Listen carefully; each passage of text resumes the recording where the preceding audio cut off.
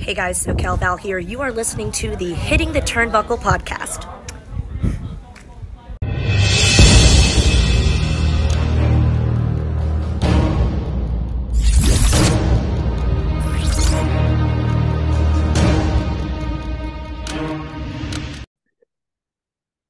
Welcome everybody back to the Hitting the Turnbuckle podcast. I'm your host Adam Cousins, and today we have it's an East London special. Actually, I'm from East London, and I didn't know that. You should have said that before. Yeah, hey? I'm from Leighton. Oh, Leighton, good Leighton boy. Well, I'm in Essex now, but don't tell anyone. Me too. Me too. We got out of Essex pretty quickly. Yeah. You can obviously see who we're joined by. Someone who was a Rev Pro British Heavyweight Champion, four-time Undisputed Tag Team Champion. And he was also, in 2013, ranked 246 in the PWI's best. Yeah. Well, at least I made it once. Made it once, exactly. It's Mr. East himself, Sha Samuels. How you doing, mate? Yeah. I'm not bad, thank you. You know, it's cold weather, so I've got a bit of a cold, but apart from that, I'm perfect, fine. Yeah, exactly. It is. How about yourself? I'm good, man, but it's definitely the cold weather season. Heating went on in my household last weekend. I shuddered at that thought. Oh God, don't do that. Put layers on instead. You know, don't take that risk. You can't be taking those risks anymore, Sean. No, but thanks so much for joining us today. It's great to have you on. Thanks for having me. 2023. I mean, the British independent scene. For me, I've been to independent shows more this year than I've any other year. I've joined the podcast this year. I can't believe the talent on show. I mean, you can look at your Okus and your Millses and your Robbie X's yourself. And I see some talent on the shows that I go to. I don't just go to Rev Pro and Progress. I go to sort of local promotions as well in Boreham Wood area and things like that. That's good. The talent is incredible at the moment. Yeah, I feel like, to be honest, there's always been good talent over here. Like for years, since I first started back in 2002, I reckon we're just victims of geography. That people just see we're from the UK, we're British, so automatically we're just pegged down a couple of like layers. Like people always put Americans and Japanese and Mexican people over Brits. And I think that's, you know, short-sighted of people. There's always been great talent here. And I think we're set up in such a way now that there'll always be great talent coming out of training schools. Yeah. I just think because the level of talent that have made it in big companies that get to come back and share their experiences with people and pass that on, the amount of decent training schools there are now. Yeah. But I can remember when I first started, 2 training schools in the whole of the UK. Yeah. Now there's so many good places to learn. So I just think like we're going to constantly get great workers coming out of this country now. Yeah, I hope so. I mean, you're right. I mean, I remember Kicks in Essex. That was that's why I started. You know, that's why I started. I was there briefly for about a month, but I couldn't do that. Just give me. It is tough. It is tough. Like, and also this doesn't mean I'm going to sound like an old man here, but back in my day and all that kind of stuff. But we legit learned how to bump on the floor, the mats, because we didn't have a ring. There wasn't no money in it. But no one has that problem now. There's rings set up everywhere, and people are learning in such a good way. So. Yeah. Hopefully it continues. And you now look at the likes of, you know, mentioned people who have gone to sort of abroad to pluck their trade, like the Ospreys of this world, All In and people like that, and he can come back. I know he took Callum Newman under his belt, and he's now over in Japan doing what he's doing, which is only going to help obviously the British talent. And also when you see that as well, it does give the talent over here saying, well, actually, it can happen. Even it can be done. Yeah, exactly. Yeah. Because I remember when, like, again, this made me sound old, but like you're my age. 2008, 2000. Like compared to all these young kids I got to compete with now, it's like I do feel my age. I'm backstage at shows. I'm like, Jesus Christ, what am I doing here? I just hang up my boots, right? Everyone's so much younger. But I just remember 2008, 2009 time. Like there was all rumblings of like we used to have tryouts over here, and people were like, myself included, we always had that mindset of like, what's the point in trying out for WWE? They have a Brit. They have a Scottish guy. They have an Irish guy. They have an English guy. They're not looking for someone like me, because we had that mindset of like, what's the point in trying?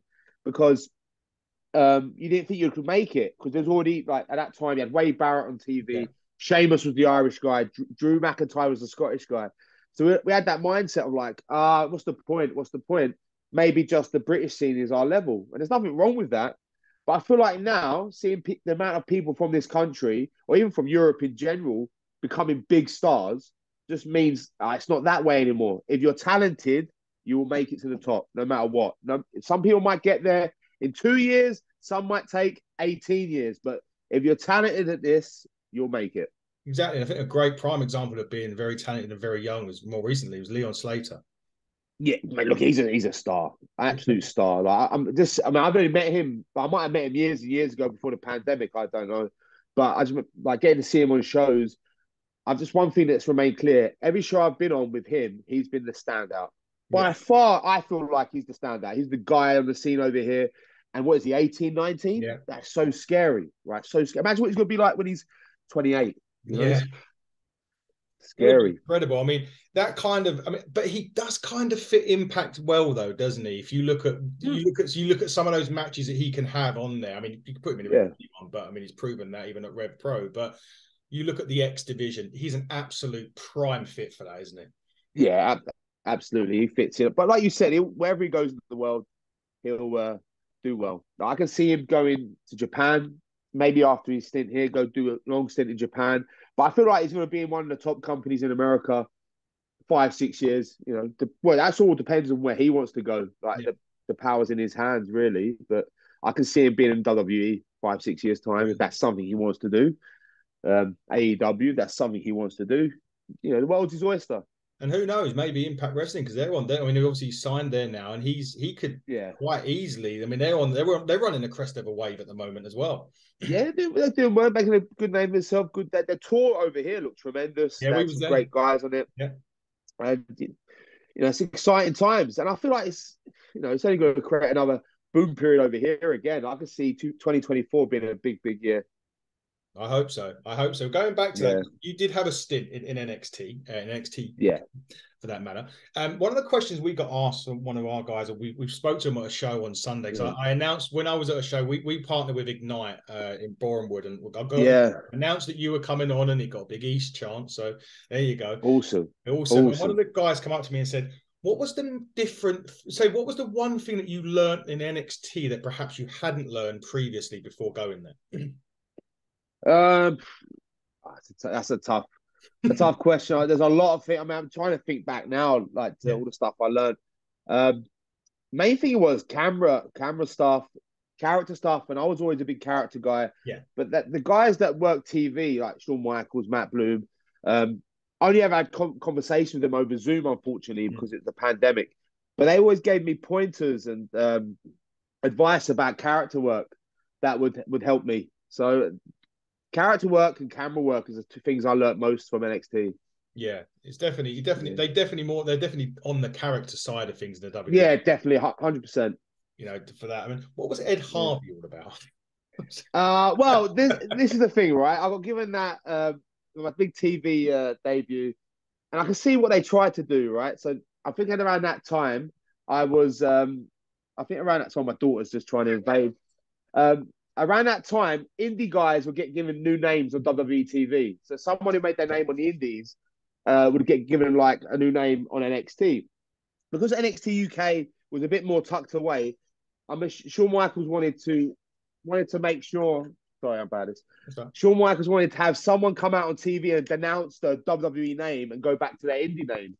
So what he wanted me to do was the guy named I'm not Ed Harvey. I'm Sha Samuels. You all know I'm Sha Samuels. So that was his mindset around doing it. You know? Yeah.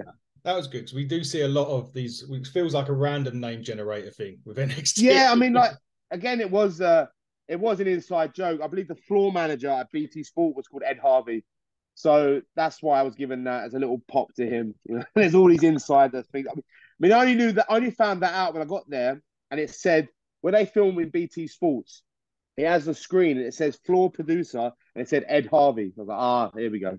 That's where they got my name from. It must have still been good listening to Shawn Michaels and being able to pick his brain, even if it is over Zoom. Oh, absolutely. Like they do these things where they watch your matches back over Zoom, and then they get to, as you're watching it, they get to pause it and be like, well, this is what you could have done here. And you just learn so much that way. And I feel like it's such a productive way of learning. Yeah, it does. I mean, I have to remember when I was doing my stuff at Ignite, where hard cam was. Yeah. For me, did you go to BT Sports? Did you ever go there? I've been to the studio. Yeah, I've been to. Yeah. Yeah. What do you think of the shows there? I liked it. Yeah, we also went to see NXT in Brentwood. They done Right. one in Brentwood, a show in Brentwood. NXT UK. That was when he was Walter then. But they Right, were yeah. doing Imperium. But That was in 2019, wasn't it? yeah, Yeah, I think I was originally meant to debut at that show, but Oh, okay. wasn't meant to be. Oh, Wasn't interesting. meant to be. I just remember listening to Walter's Chops, or Gunter now as he's called, and Yeah. God, they were just. I mean, then saying that, Luke Jacobs is another one. Switching gears back to Of course. Luke Jacobs for me. I mean, if he isn't somewhere, well, I'm not saying there's no disrespect to Rev Pro Progress or anything like that, but if he isn't No. America in the next 3 or 4 years, it would be an injustice. Absolutely. What we want, like when you say something like that, it's not a slight to anyone. No. Just the reality is, we all want to make money at this, and for us to make money, it has to be overseas, unfortunately. So we can build someone like Luke Jacobs will definitely, like, he's a young guy. Was he 23? Yeah. 24? Yeah. I honestly feel like, I'm speaking for myself, and obviously people are different. I just feel like there's so much life to you. You can make so much out of yourself when you get to your 30s in wrestling. Like, he's still got that 7 years before he even gets like his prime. So he's definitely going to make it. He's definitely going to make it to a big company. Yeah, he's one of the most. I see him in Japan. I do see him in Japan. Yeah. Strong style. Yeah, I mean, I feel like that's where he's like. You see his match with Ishii at the Copper Box. I was there at the top bleacher, so I was on like second or third. Yeah. And then obviously Sha would get changed. I went up to the top bleachers. There's a section we can go right next to a bar, luckily enough. So I got a few beers in as well. And then I remember watching that match live, blown away. It was, I've never seen anything like it. Like, obviously I've seen a lot of matches and stuff, but no, I'm not gonna. This is not an insult to anyone, but I just assumed it would have been a phoned in performance from the import, shall we say? Yeah. You know what I mean? Like, sometimes you get them imports that come over, nice, easy day at the office, not going to stress myself too much, nice chunk of change in the pocket, and fly off home. It wasn't that in the slightest. It was one of the most physical matches I've seen. So I think that on that performance alone, I reckon people have become aware of Luke Jacobs. And he's got a great catalogue of work before that. So he's another one like Leon Slater. Like, he's got all the power in his hands. It's how he wants to use it. And I feel like the match in Crystal Palace is going to be even bigger than the one in Copper Box. Probably, but I don't think anyone could have an easy day at the office wrestling Luke Jacobs, to be quite. No. I mean, I wrestled once. Where was we? The St. Neots for Rev Pro. Yeah. Since coming back from Rev Pro, I think like Andy's given me like a little challenge to wrestle all the top guys since coming back, and I feel like I've done that. And I wrestled him at St. Neots, so it was very physical. And St. Neots, and it's not to slag any venues off, but that's not known as a top Rev Pro town. No. Like, shall we say, it was a South Side town before, right? Mm-hmm. But it wasn't like a night off. It was still very physical. Everything everyone both hit hard. So there's no night off with Luke Jacobs. No way. No chance. No, that I love the 229 venue though. I really like that. That's it. I do as well. Like, since coming back, right, and I prefer that to any other these big venues, apart from York Hall. York Hall is my favorite venue in all of wrestling, right? But I can understand that's getting harder and harder to run, right? That prices are through the Yeah. But the 229, I think there's gonna be more emphasis on the 229 shows. Good. Like, this is, I don't know, it's not insider information, just my opinion. Just seeing how stacked that last card was, I think that's just gonna be. It has to be at that level every time now. Have you got? And you were there, right? Yeah. The place was packed. Like, how many busiest I've ever seen it. But there's something like, there's a charm about it, just like the cockpit. A few years ago, we used to run there. There was a charm about that building as well. Even more so, years and years ago in Sittingbourne at the Swallows Leisure Centre, that was a charming building as well. So I reckon these smaller venues, they do have something about them that we all work hard when we're there. Absolutely, yeah, I agree with that. I love the intimate setting. I think my first show, because I said I only started going Rev Pro this year. I went to first one. I went to York Hall earlier on in the year. Then I went to 229, and the first thing that happened was, I think Mills got thrown into my lap, they had the big street fight. All of a sudden, Mills just comes flying over, and Wow. so, but that's the good. Was that Oku and Mills? Was that Oku and Mills? I don't think it was, The street fight. no, I think it was that Robbie X was involved. It was like a multi-man tag. Was that the first one you went to? That was the first 229. Right. Was I in that, the 10-man tag? You might have been. Yeah, I think you were. Yeah. I was just before the copper box. Yeah. That was again a lot of fun.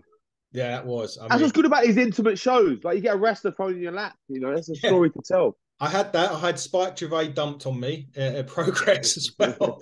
Seem to have a habit of getting you guys throwing at me all of a sudden. We always look out for you. That's why. That's been a look. Yeah, I must look awful. World of Sport come back as part of Impact. Yeah. You were briefly a part of that. It's a really weird one because it just doesn't feel like you. We've obviously got all the American wrestling on TV, and for some unknown reason, it just doesn't work here on a weekly basis. I don't know. Is there any reason you think that would be? Yeah, I reckon this is my theory, and it's not, again, I don't like this. Sounds like I'm not going to knock at anyone. I feel like it's the simple things as when a person watches wrestling, pro wrestling, they're so conditioned to hear an American voice. Yeah. So when they hear a British voice on commentary, like a World of Sport came back on ITV, it's off-putting to a casual audience. Like, that's not wrestling, because that sounds like Bob down the pub. You get what I mean? Like, I just feel like there's going to have to be a re-education to get that big casual audience from something as simple like it's always been called American wrestling. Like to a casual audience, wrestling's been called American wrestling. Yeah. So when you start showing a British side of it, it's weird to a lot of people because people don't like change, even if it's something they don't watch. Yeah, it's weird for them to see. I mean, that's just my feeling on it. Yeah, you're probably right there. Actually, you're so used to hearing like the Hogans and we were growing up, it was Hogan and Warrior and on. And then we had British Bulldog briefly, God rest his soul. Exactly, for many, many years. Touching back to Rev Pro and your recent, shall we say, escapades there with the cruiserweight. Oh, right, yeah. Now, you won that very briefly at one of the... Yeah, it counts. It counts. Yeah, it counts. Oh, of course it does. Absolutely. You won it. I took a picture. It counts. Yeah, exactly. You got the picture. I remember seeing the picture as well. It was on. Mr. Mills wasn't happy at that point. Mr. True Grit wasn't happy. Wanted you to weigh yourself. You didn't weigh in at the schedule, at the weight. So you had to go through a rigorous training regime, which you posted on social media to make weight. Absolutely. Which you did. How much, this is really weird because a lot of people see this at UFC. They have a weight division and you've got to get cut into that division to be able to fight for that one. How difficult is it to do that though? Because suddenly you weigh a certain amount and that's generally what you weigh. To then have to drop so much. Does it affect you performance-wise as well a little bit? I don't think it does. But mentally it can. Yeah. It does make you tired. Like, I love food. Food's my true passion in life. Some might think it's pro wrestling, but it's actually food. If I'm watching on my phone, scrolling on Instagram, I'm looking at food recipes, I'm looking at food reviews, I'm not looking at high spots or big moves, right? So food is my passion. So to restrict that out of my life makes me a very grumpy person. So mentally it's tough, but then you got to realize what you're doing it for. Like, I got to be honest. I mean, when I came back, when they announced the Copper Box, right? There was very limited opportunity for me to get on that show. Yeah. And I think one of the opportunities is there going to be a big cruiserweight match? I was like, let me try and prove myself. So I was like, if I can drop enough weight, let's have this conversation, because I've been there since the start. I've won the heavyweight championship, tag championship. Let's make it a cool story that going into this, I could potentially win the cruiserweight title. So I lost all the weight, diet down. Not even a sure thing that I'd be on the show. I was doing it ahead of time. Yeah. Just to show like I'm willing to work hard at this. So I got down to a weight, and then it just happened. All things worked out, and there was a spot for me in the cruiserweight scramble. Did that, and because we had so much fun with it, let's make the most of it. Let's keep it going. Let's keep telling. Like, it's a good story to tell, and I felt like there was a good reaction at the 229 when I won it originally. So why not let's prolong that? We could have just done it once, and then that's it. It's done. Or we can keep telling the story. I mean, told a great story, I thought. So, and then I thought doing the weigh-in before the show was a lot of fun. A lot of fun. I thought, I'm going to make the most out of this. You bumped one of the ring crew. You bump. Yeah, I mean, exactly. Make the most of it. I'm not going to just be like a match graphic goes up. No, let's go with the full hog. I'm talking about. I'm going to go out there an hour before, half an hour before the show starts. I'm going to do drills in the ring. I'm going to weigh myself before the show. I'm going to put everything I can into it. Put a lot of effort in, and hopefully, people get invested. And I feel like they did.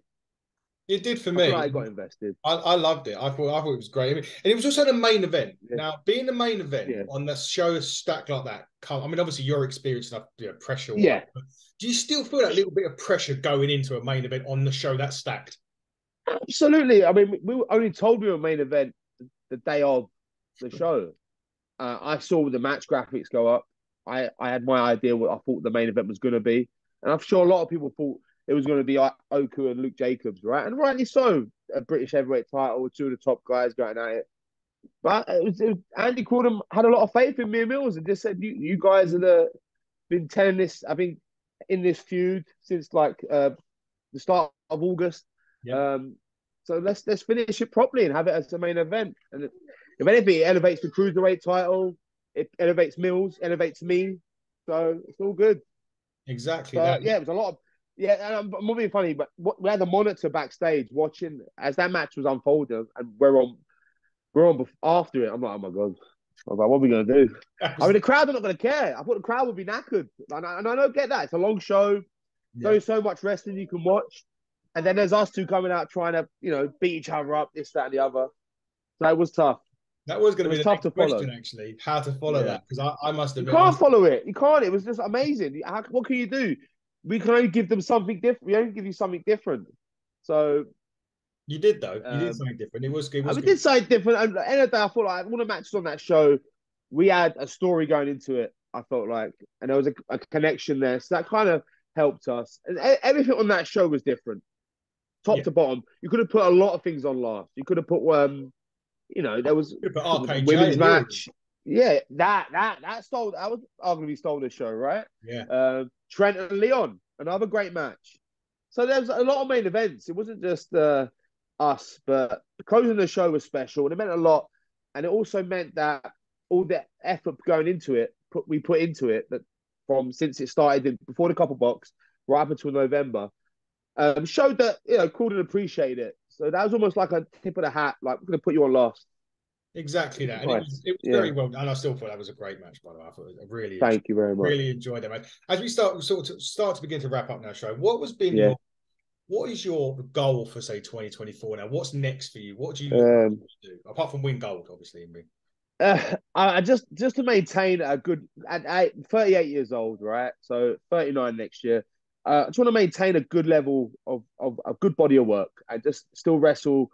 I still want to step up my game and make sure I'm still wrestling for companies like Rev Pro. I feel like they're the best company in the UK, maybe Europe. And I feel like if you're on that show, if you're on them shows, you're doing something right.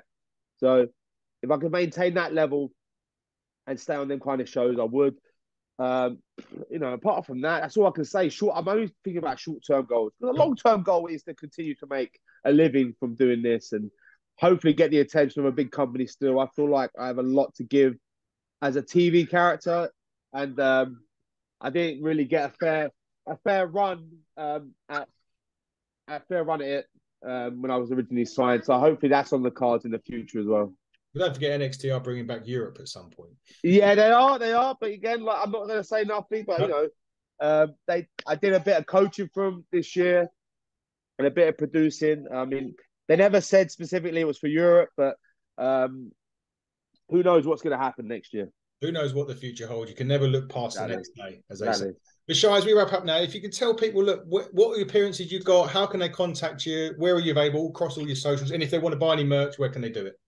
Right. So I'm at Sha Samuels and all social media platforms. That's Twitter, Instagram, TikTok. Yeah, TikTok. I'm that's the kids' fault, that is. ShaSamuels.bigcartel.com. That is where you can get my t-shirts. I've got about 10 or 12 t-shirts left in stock. So I bought a big bunch for the copper box, but wasn't allowed to sell them. So help me out there, people. And also, I've got shows coming up this week. FPW in Sutton next week. Shropshire Wrestling Alliance, Rev Pro in Portsmouth. and I've got ICW December 10th, and loads of other stuff sprinkled in between. There you go. I think we may be at Shropshire. I don't know. Maybe I think Oh yeah, good. my Midlands correspondent might be actually.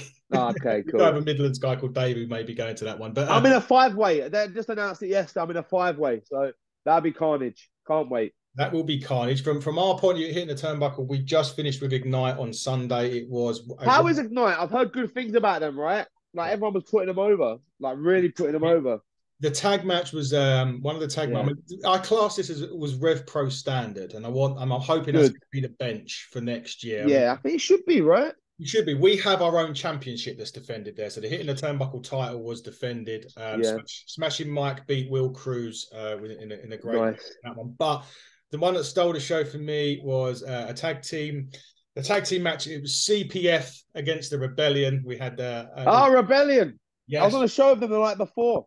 Was you talking about that match? So yeah. It was unbelievable. I mean, to be honest, all of the matches on that show was unbelievable. But we can't wait for February. We go back there to Shenley Road for Chapter 3 with our champion Mike. He will take on Man Like Dries for the Hitting the Turnbuckle. That'd be a good match. Really good. That'd be a good match. They got a new Ignite champion in Adonis Payne. He cashed in his shot at the end of the show. I see that. After Gene Money defeated Corey McRae for the Ignite Championship, Adonis then cashed in his opportunity. You can't be a good cash in. That's what an exciting thing that is. That's one of the good things about pro wrestling now, like a cash in. As I remember when that first started many years ago, who would have thought it would have caught on? And now it's on indie shows, and it's an exciting part of any show. That's awesome. It is. Adonis Payne won the breakout in the first match and then cashed in. You get a breakout trophy and you get the winner. Although he still hasn't beat my son for the breakout trophy, Adonis. Was your son a wrestler? No, my son's 8. But he was a little bit early. But he went early, but he's getting there. Funnily enough, it was his first Ignite show. So I took him to Money in the Bank earlier on in the year and all that. But it was his first indie show, first time he was backstage, and he literally, when they were practicing the matches as you do, he was just literally you couldn't get him away from the ring. So, but he did hold the breakout trophy. So Adonis, you've got to beat Riley for that. So we'll see. But that was great. We're going to be this weekend. I think we've got a weekend off, and then next week we're at Progress Wrestling Vendetta. Awesome. We're back at the 229 for Rev Pro in December. Awesome. We'll be there for that as well. Potentially going to get down to the one at I think it's Neots at the end of the month season. Yeah, was that 30th? Yeah. But we'll essentially be there as well. But that is it, Sha. It's been a whirlwind chat, but a fantastic. Thank you very much. Hope we can do it again in the future. Definitely will do. Guys, this has been the Hitting the Turnbuckle podcast. I have been your host, Adam Cousins. He has been the king of East London, East, Mr. Sha Samuels. Until next time, everybody, buckle down and stay safe.